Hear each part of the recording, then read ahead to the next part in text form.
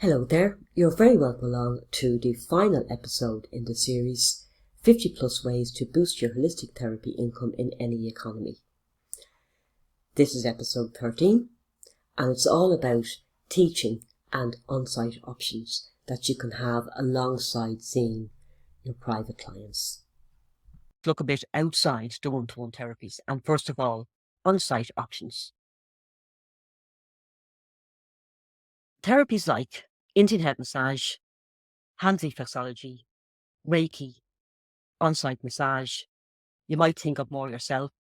Therapies where you don't need to have an awful lot of equipment.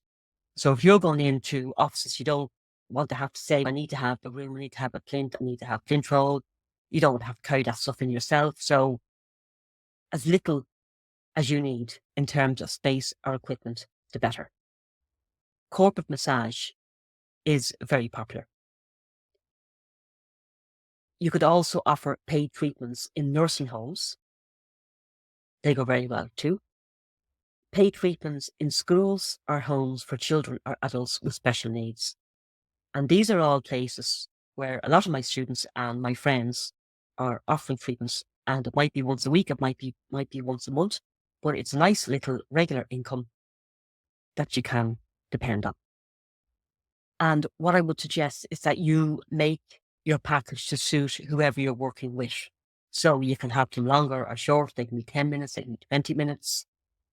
It could be that the staff member, client, stroke patient pays, or maybe they pay some and the company pays some, etc. So just look at the different options and let the person you're working with choose whatever works for them.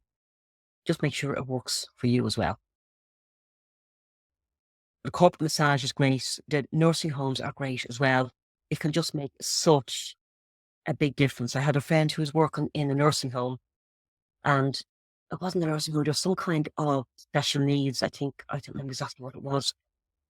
But when she went in one day to do her, I think she was doing Reiki, one of the clients, God love her, had drawn her a picture to thank her for coming in, and the staff told my friend that she had been just so looking forward to it all week, could not wait for Jean to come in.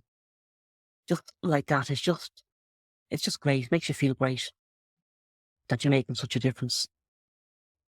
So there are just some suggestions, but think outside the box as well. Teaching options. A question I get asked quite a lot.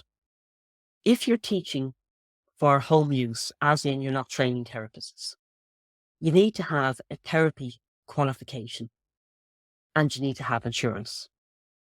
You don't need teaching qualifications as such.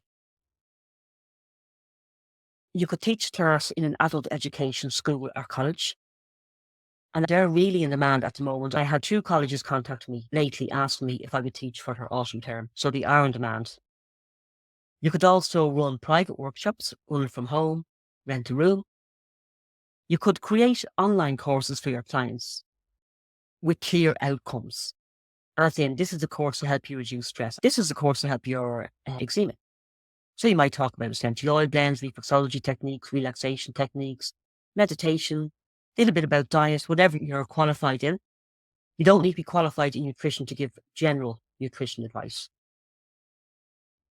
And something that would help them sleep better, something that would increase your energy, etc. It could be a short course. It might be 2 or 3 lessons with a little handbook, a couple of recipes, and that can make all the difference to somebody. And that will be an income that you would have. You will need to market it, obviously, but it will be an ongoing income once you have created it. How about creating an online course for other therapists? What do you know that could help them? Maybe you could teach them Indian head massage. Maybe you could teach them an introduction to aromatherapy. Maybe you could teach them how to make burner or diffuser blends for the therapy room, given the contraindications, etc., etc. How about teaching a couples massage via Zoom or in person? If somebody can't come to you as often as they would like, you could teach the husband and wife how to do a couples massage and then say, look, why don't you work on each other and then come once every 2 months instead of once a month, or once a month instead of once a week, or whatever. So that way you're not kind of leaving such a long gap between treatments. You could also teach couples massage online if you want to. I hope that you're finding those helpful, and I hope it's going to give you some ideas to use going forward.